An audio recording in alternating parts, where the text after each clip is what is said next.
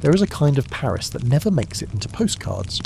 Not the glinting domes or grand boulevards, not the polished cafes or oil-lit theatres, not the perfume sellers or the horse-drawn carriages beneath gas lamps. No, the Paris you're about to visit floats quietly above it all, 6 or 7 flights above the cobbled streets, in small wooden rooms tucked beneath tilted roofs, behind shuttered windows that creak in the wind and watch the city from aslant. This is the Paris of the attic dwellers, the world of chimney sweeps, laundresses, dreamers and poets, each living in a room just big enough to fit a narrow bed, a chipped basin, a kettle, and maybe, if they're lucky, a small stove that hisses more than it warms. It is a quiet world, forgotten almost, but not empty, never empty. If you were to walk the streets of Montmartre or the Latin Quarter in the year 1852, you might hear music drifting down from a rooftop window. A violin played softly by someone whose name history never recorded. You might see a young woman hanging laundry like prayer flags over the courtyard, her fingers raw from cold and soap. Or you might catch the smell of bread crust toasting on iron, simple but comforting, enough to fill the room with a warmth the fire could not. This is where our story begins, not in the salons of the rich, not in the marble halls of empire, but in the low, quiet shadows just beneath the sky. Let us go up now, up the staircase worn smooth by thousands of tired feet. The stone steps curve endlessly, each flight growing narrower, darker. Gaslights fade, voices from the street begin to dim. One more turn, one more breath. A wooden door, just slightly warped. The key sticks, the lock resists. But then, with a groan and a creak, the attic opens to you. And inside, a narrow space with slanted ceilings that press inward like folded wings. The beams are exposed, cracked with age. The wallpaper, if there ever was any, has long since peeled away.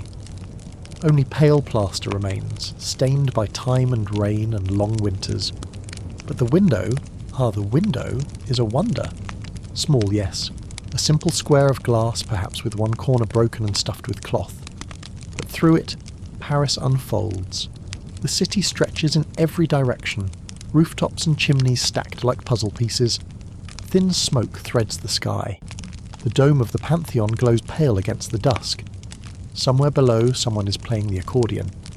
Inside the room, the silence is soft. Not the silence of absence, but of rest. A kettle sits on the windowsill, catching the last light. A stack of papers held down by a stone. A coat draped over a stool. Everything here feels small but known, weathered but familiar. This is home to many. A seamstress who wakes before dawn to carry finished dresses down to the shop floor. A young man who dreams of publishing a novel, though he hasn't eaten meat in weeks. A woman who scrubs linens by hand and sings while she works, her voice rising up like smoke. An old soldier who lives with only memories, and a dog named Pierre. They don't have much, but they have views of the city kings would envy. They know the seasons by the way wind whistles through the cracks in the wall. They know the moods of the moon, the rhythm of the bells, and the secret kindnesses passed between neighbours who have little, but share anyway. And so, this evening, as the city below begins to glow with yellow light, you're invited to climb inside this quiet life. You won't find drama here. Only stillness. Only slowness.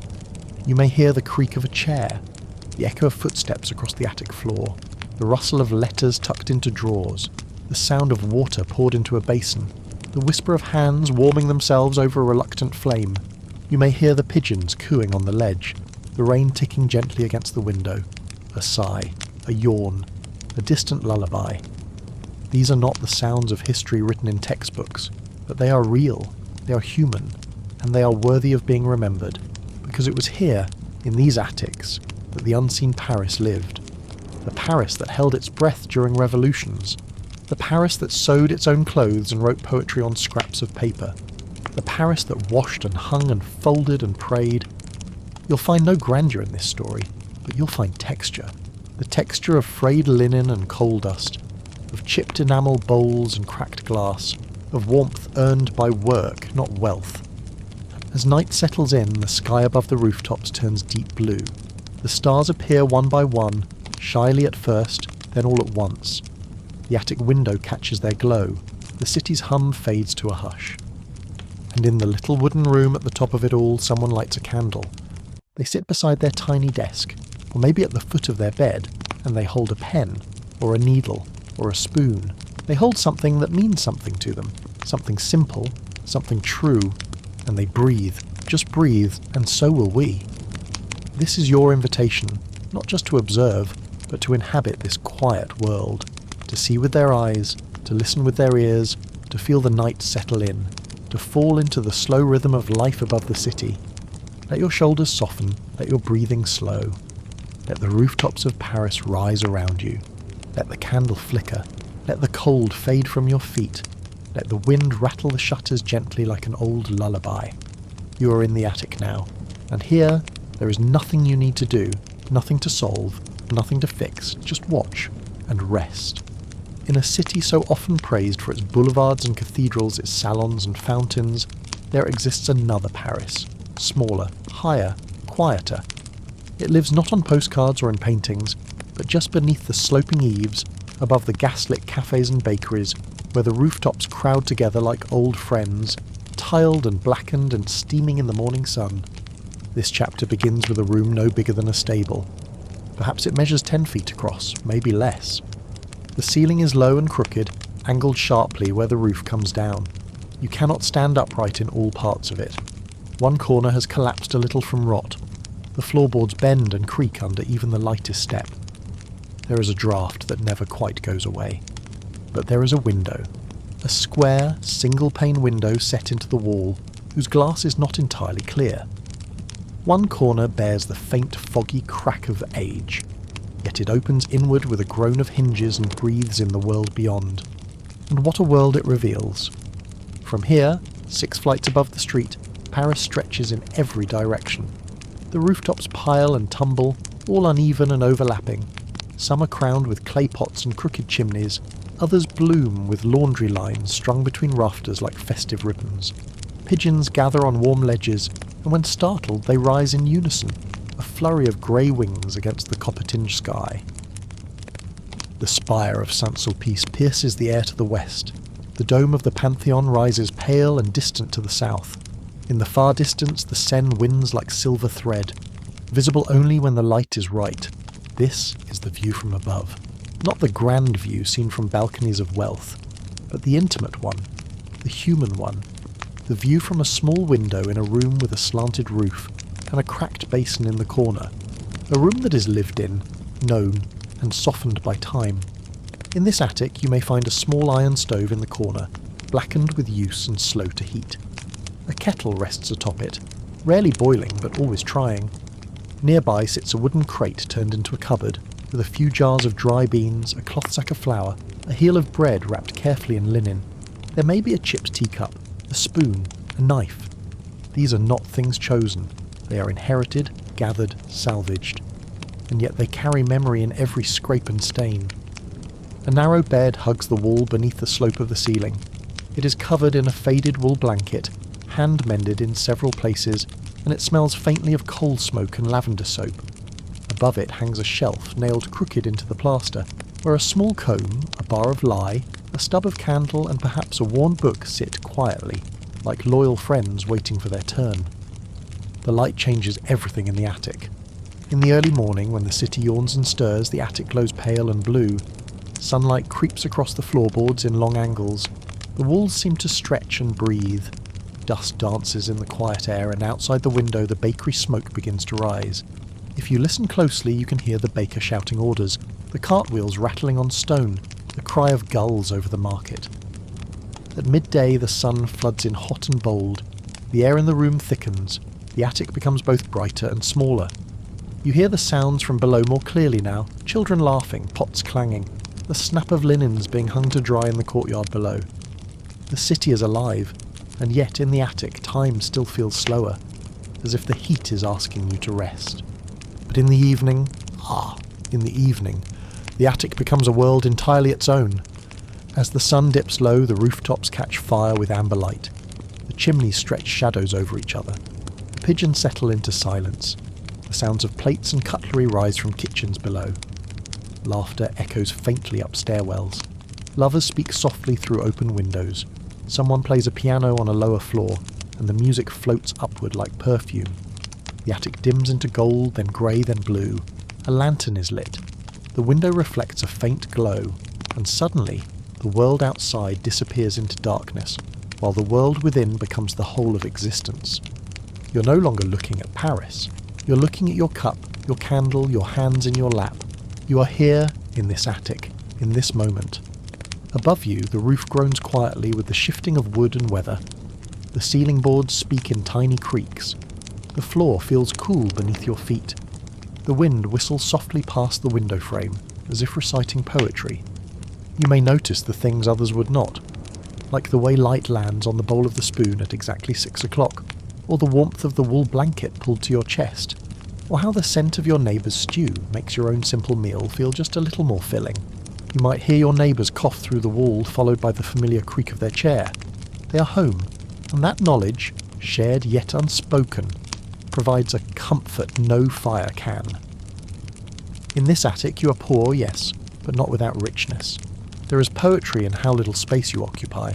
There is dignity in the climb, in the breath caught at the top of the stairs. There is intimacy in the window's view, because it is yours, and yours alone. And so many others share this world. The seamstress who sings to herself as she mends cuffs and collars, in the light of the window. The ageing painter who keeps his canvases stacked along the wall and mixes colours in chipped bowls. The student with ink-stained fingers and a stack of books tied with twine. The washerwoman with cracked hands drying her linens across the slanted beams. The poet who reads by candlelight until sleep takes the page from his fingers. All of them see this view. All of them know this slope of roof. All of them breathe the same thin, dusty air that slips between cracked shutters and lace curtains. From this high perch they live above the story of Paris. They are not the authors of grand revolutions or the names carved into marble, but they are the heartbeat of the city, the quiet breath above the noise, the warmth above the grandeur, the life between the lines. And so, when you stand by the window of this small attic and press your palms to the frame, you are not just looking out. You are becoming part of something old and slow and unseen, a secret world woven between rooftops, a community of windows glowing like stars. 1,000 quiet stories lived at the top of the stairs, and in that stillness the city feels distant. Time feels softened. You begin to listen more closely, to see more clearly, to breathe more deeply, and that is the view from above. The morning begins before the sun reaches the attic window. There is no rooster here, no alarm clock, just the muffled sound of church bells echoing through stone alleys and the distant clatter of carts along the boulevard below. Somewhere down the stairwell, you hear a door slam, a child cry, a footstep echoing like a drumbeat in a well. Your eyes open slowly to the soft grey of pre-dawn light spilling across the floorboards. The ceiling seems low, the beams close, the room still cool from the long night. You reach for your wool shawl, folded at the foot of the bed, and wrap it around your shoulders before rising. There is no fire, not yet. Only the faint scent of yesterday's ashes lingering in the iron stove. You crouch beside it, striking a flint with care. It takes a few tries, but eventually a spark catches. You feed it slivers of wood, gathered from the markets, from broken crates, from anywhere. The flame flickers and sighs. A small warmth returns. You place the kettle on to boil. It will take time. It always does. Your hands are cold but steady. They move through the routine without question. You fold the bedclothes, tie back the curtain, pour the remaining water from the pitcher into the basin. You splash your face, rub your arms, comb your hair with a hand-carved comb. The motions are simple, familiar, almost sacred in their repetition. Outside, the city begins to stir. You hear the sweep of a broom in the courtyard, a distant violin warming up in some distant cafe. The bells chime the hour, 6, perhaps 7. The first rays of light creep between the chimneys and spill over your sill, illuminating dust in the air like golden fog. Now comes the first true task of the day: water. There is no pump in the attic, no pipe, no faucet. For every drop you drink, clean or heat, you must descend 6 flights to the courtyard tap, and return, carefully, slowly, step by aching step. The metal bucket clangs slightly with each motion. The stairs are narrow, spiralling, always damp in winter and hot in summer. Down once for cooking, down again for washing, down again in case you spill the first. but the climb is part of life, a rhythm you share with others who live above the eaves. As you descend, you greet familiar faces, neighbours with bent backs and strong hands. Some carry linens, some carry bread, some carry nothing but sighs. There is little chatter, just nods of recognition, small exchanges of glances and breath. You are all bound by the climb, and the climb makes you quiet. Back in the attic, the kettle is finally singing. You pour the hot water over dried chicory root or weak tea leaves, depending on the day. You tear off a piece of hard bread, saved from the day before, and warm it gently over the flame. A little butter if you're lucky. A spoonful of jam if a neighbour has shared. You eat slowly, seated on the stool near the window, elbows on the sill. From here the world unfolds beneath you. The baker's assistant delivers trays of croissants.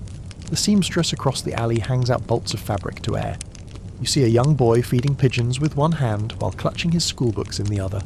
Far below, a carriage rolls past, wheels thumping, horse snorting in the cold. Today, you work. If you're a laundress, you prepare a tub of water and begin to scrub. Your hands, already raw, will become redder still. Soap foams and clings to the wooden washboard as you rub and wring and fold and hang the garments across ropes stretched along the beams of the roof. If you are a seamstress, you draw your needle through heavy cloth, your thimble clinking softly against the metal. A patch here, a hem there. You hum a tune, quiet and slow. As the light moves across your sewing table, your cat watches from the window ledge. If you're a writer, the day begins with ink.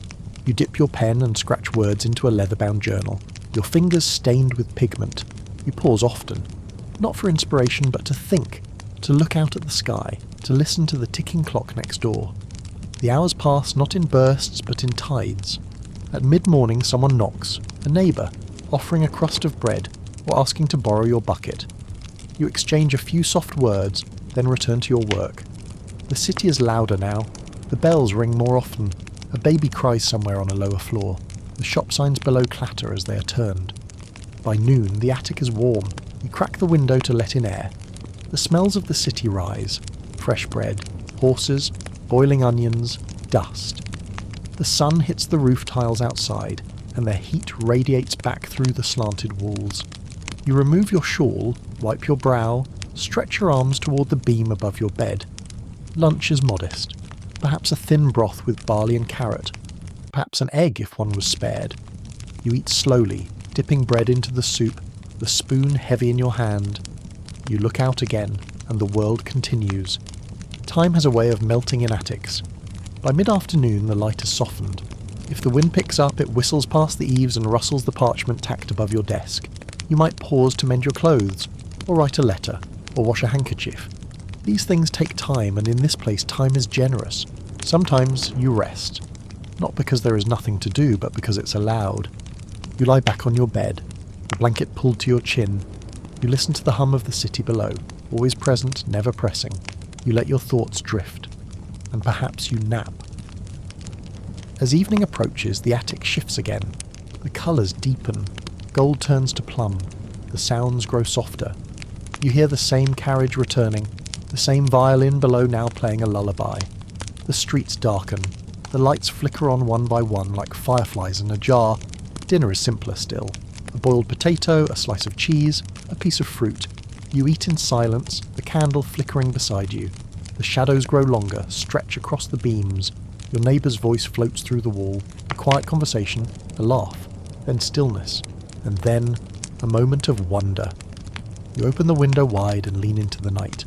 The sky above Paris is velvet black. The stars, so often dimmed by the smoke, twinkle faintly. You can hear nothing but the whisper of wind and the occasional call of a night bird. The rooftops are silvered in moonlight, the chimneys like fingers reaching upward. In this moment you feel both alone and not, because while no one sees you from down below, you see everything. You're above it all, above the noise, the markets, the worry. You are wrapped in a sky no coin can buy, a view no title can claim. The attic is small, the work is hard, but there is quiet, and quiet here is everything. You return to your bed, blow out the candle, pull the covers high. Tomorrow the day will begin again. The kettle will hiss, the bucket will clank, the sewing, the washing, the writing will resume. But for now, the only task left is sleep. And that, in this quiet room above the city comes gently. Some days pass like water. You don't notice where 1 hour ends and another begins. There are no clocks in the attic, no ringing bells for appointments, no polished watches ticking in your pocket. Time is not kept here. It flows slowly, like laundry water poured from a basin and trickling between the cracks in the wooden floor. And so the day begins again, not with fanfare, but with familiarity. The wash basin is cold. You rinse your hands, rub your wrists. A trickle escapes over the side and disappears along the edge of the bed frame. You mop it with a towel, worn thin, patched with care. This is not a mistake. It's just another part of the morning. Outside the window you hear the rhythm of life echoing upward.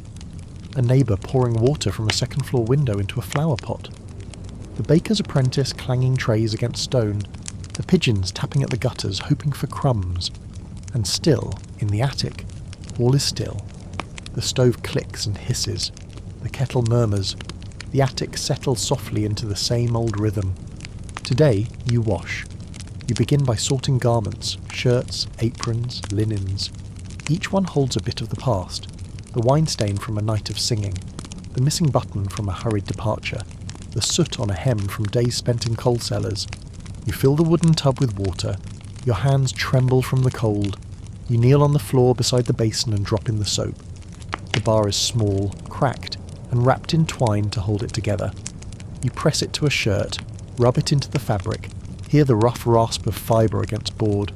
A simple motion, up and down, rinse and wring, fold and hang. You lose yourself in it. The rhythm becomes a kind of breathing. Scrub, pause, dip, rinse, wring, listen. A drop of water lands on the floor. A breeze rustles the edge of a curtain. Your knees ache. You stretch, wipe your brow, pick up the next garment. Out on the ledge, the laundry flaps in the breeze. The clothespins creak. The line tugs gently in the wind. It's a strange kind of beauty. Clean linen swaying above the rooftops of Paris, like flags declaring victory over the everyday. But this is not the only work done in attics. In another room down the hall, the floor creaks beneath the chair of a poet. He does not scrub or sew, he writes. The attic is silent except for the scratch of his pen on paper. His boots sit by the window, cracked and empty. The candle he lit 2 hours ago has burned halfway down, leaving drips along the edge of the glass bottle it rests in. He stares at the ceiling for a moment, then back to the page. He writes slowly, not because he is lazy, but because he is listening. Listening to the words before they arrive. Each letter, each sentence carries a weight. Not for publication, not for wealth, but because it is the only way he knows how to understand the world. In the next building, another attic holds a young woman who embroiders. She sits near the window where the light is best. Her needle flashes in and out of cloth, guided by habit more than thought. A vine, a leaf, a petal. The cloth is thin, the thread dull from reuse, but her hands make beauty anyway. She hums to herself, a tune from her childhood. She pauses only to warm her fingers near the stove or to sip a small cup of tea. Everyone up here is doing something, even if it seems like nothing. Some are writing letters that will never be sent. Some are copying poems they cannot afford to print. Some are stitching clothes they will sell for less than a meal. Some are washing rags for people who live on lower floors. Some simply sit and wait. Waiting is a part of attic life. Waiting for the kettle to boil. Waiting for word from a lover or a friend. Waiting for the rain to pass so the laundry can dry. Waiting for the seasons to change. Waiting for news that never seems to come. In the attic, waiting becomes a quiet occupation. A soft companion that rests at your side as you peel potatoes or darn socks. It does not demand, it simply stays. You grow used to its presence. Outside, the bells of Notre Dame chime the hour. You've lost track again. Perhaps it's 2 o'clock. Perhaps 3. The light has grown warmer, slanting in gold through the dusty glass. You stretch your arms above your head, your joints cracking softly. You step to the window. From here, the city appears unchanged. But you notice small things. The boy across the way has changed his shirt. The florist's cart on the corner now carries violets. The chimney next door has gone cold. A sparrow hops along the sill, tilting its head at you. You exhale slowly. Let your shoulders drop. Let your hands go still. The kettle whistles again. You pour the water into your chipped teacup and let it steep. An old tea bag used for the 3rd or 4th time. Still, it warms your hands. Still, it reminds you of spring. You sip slowly. You listen. The sound of laundry flapping outside, the distant cough of a neighbour through the wall, the scratch of a pen, the sigh of wind through the chimney flue, and beneath it all, that quiet, that attic stillness, the sound of people working, thinking, waiting, together yet alone. Evening approaches. You unpin the linens and fold them carefully, stacking them in a basket that creaks under the weight. You set it by the door to be carried down tomorrow. You return the papers to the desk, blow out the candle, rinse the cup, pull the curtain across the window and sit. There's no rush, no applause, no report to file, no reward except the satisfaction that something, however small, was completed today. The laundry is clean, the poem is written, the cloth is embroidered, the waiting was endured, and for tonight, that is enough. Evenings in a Parisian attic do not arrive all at once. They descend slowly, gently, like mist slipping between the chimneys. A soft hush moves through the rafters, dimming the warmth of day into something quieter, something weightless. The sun sets late in the summer, but in winter it bows early behind the hills, casting long shadows over the roof tiles. You begin to notice it before the sky turns. The way the colours in the attic grow cooler, the corners deepen into dusk and the reflection in the window no longer shows the city, but your own face, lit softly by fading light. A breeze finds its way through the cracked shutters. The air smells of wood smoke, iron, and warm bread from the bakery below. Someone in the building strikes a match. You hear the rasp of flint, then the faint whoosh of flame-catching wick. A lamp flickers to life in a nearby room. Then another, then another. You rise from your seat slowly, the ache in your joints deeper now. You stretch your back, roll your shoulders, press your hands together to warm them. The kettle on the stove has gone quiet. The tea leaves sit at the bottom of the cup like forgotten petals. It is time to light your own candle. You reach for the stub of wax you've saved all week. Nestled in a dish beside the window, you strike a match and hold it just beneath the blackened wick. It smokes a little before the flame takes. The light is soft, amber, dancing. You cup your hands around it for a moment as though holding something sacred. And perhaps you are. Because this light, this small flame, is your hearth, your lamp, your star. It casts long shadows across the beams. It paints the folds of your blanket in gold. It glimmers against the chipped edge of your basin. It makes the attic feel not bigger, but warmer. Dinner is modest. You slice a potato into a pot of water, maybe a sliver of onion, maybe a piece of salt pork if the market was kind. You stir it slowly, watching the steam rise in coils. The scent fills the room, earthy, comforting, humble. As it simmers, you place a heel of bread on the stove's edge to toast, turning it gently until it darkens and crisps. You eat in silence, not because there is no one to talk to, but because there is nothing that needs saying. Outside you hear the violin again. It's a different tune tonight. Softer, slower. The kind of song that doesn't want attention, only company. It drifts upward from an open window somewhere below, slipping over the eaves and into the rafters. You listen with your eyes closed. Let the melody seep into your shoulders. Let it carry away whatever worries clung to you through the day. In another attic, a couple plays cards by candlelight. In another, a painter washes his brushes in a chipped bowl. In another, a mother hums to her sleeping child while mending a coat in her lap. And here, in your attic, you finish your soup and place the spoon gently into the basin. The flame continues to flicker. You bring the candle closer to the window. Outside, the rooftops of Paris are cloaked in navy and violet. A few stars peek between the chimneys. The moon, half full, hangs like a watchful eye above the Seine. You lean on the sill, elbows resting on cool wood, and breathe in the night. Far below, the cafes are alive with clinking glasses and voices. The boulevards shine with the reflection of gas lamps on wet stones. Lovers walk slowly, arms entwined. A carriage passes, wheels echoing into the fog. The city glows, but from here it is only a whisper. Your world is quiet. You turn back to your room and pick up the worn book on your shelf. Its spine is cracked, pages yellowed. You open it at the place you left off and begin to read. The words are familiar now. You know this passage. You've read it many times, but it comforts you the way certain stories do, not because they surprise, but because they remain. Your lips move softly with the text. Your fingers brush the edge of the page. Later you may write a letter. Even if you have no intention of sending it, you write anyway. To a brother long gone, to a friend you once worked beside, to the self you used to be, before the attic, before the city.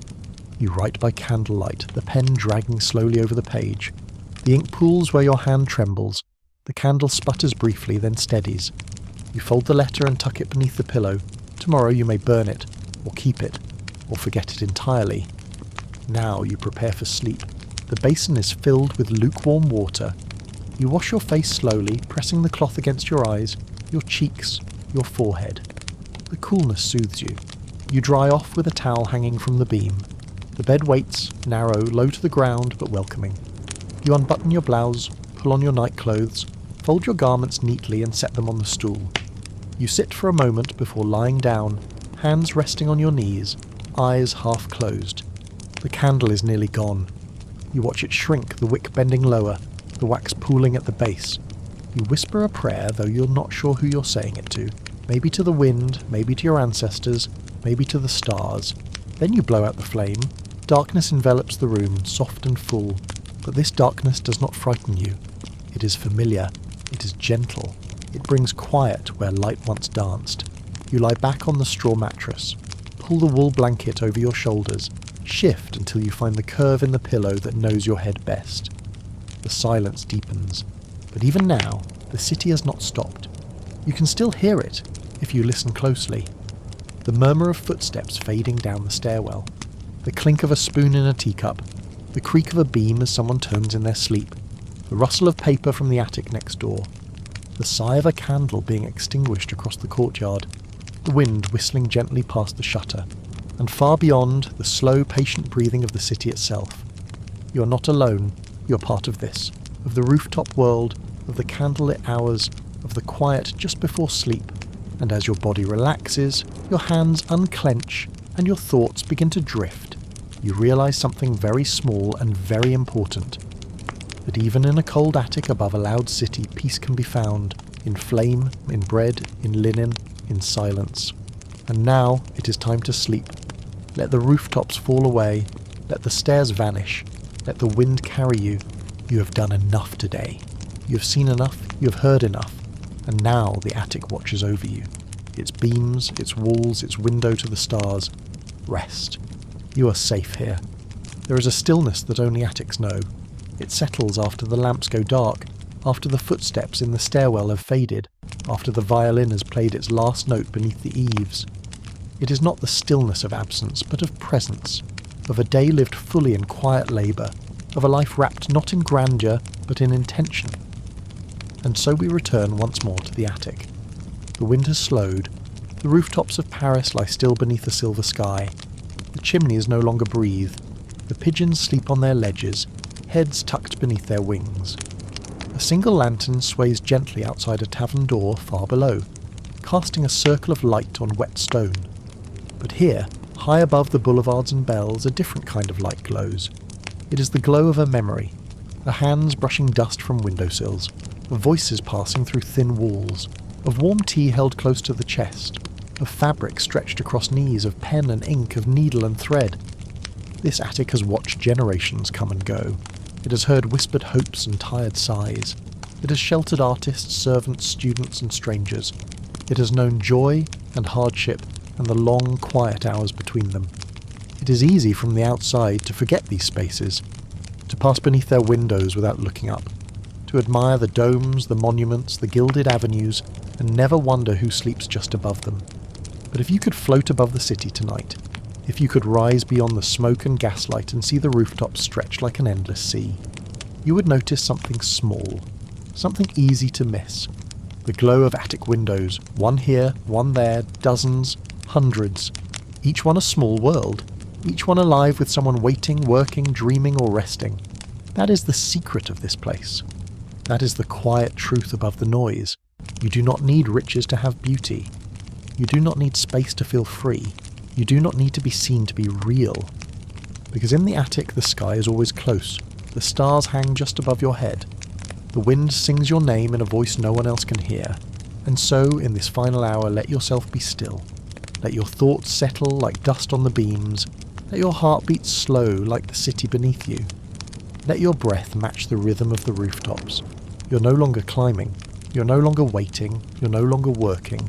You're simply here, above it all, inside a space that holds you, with quiet walls and soft blankets, and time. Time to sleep, time to drift, time to let go. Let the candle burn low. Let the shadows grow longer. Let the ceiling fade into the sky. There is nothing more you must do, nowhere you must go, no voice to answer, no bell to obey, only the hush that comes when everything needed has been done, when the basin is emptied, the cup washed, the pages filled, the linens dried, the flame extinguished. Now the attic breathes with you, and the world outside, it can wait. You're not forgotten, you're not alone, you're part of something quiet and steady and good. So rest. Let the window fade. Let the rooftops drift. Let the candle go dark. Sleep now in the quiet world above the city.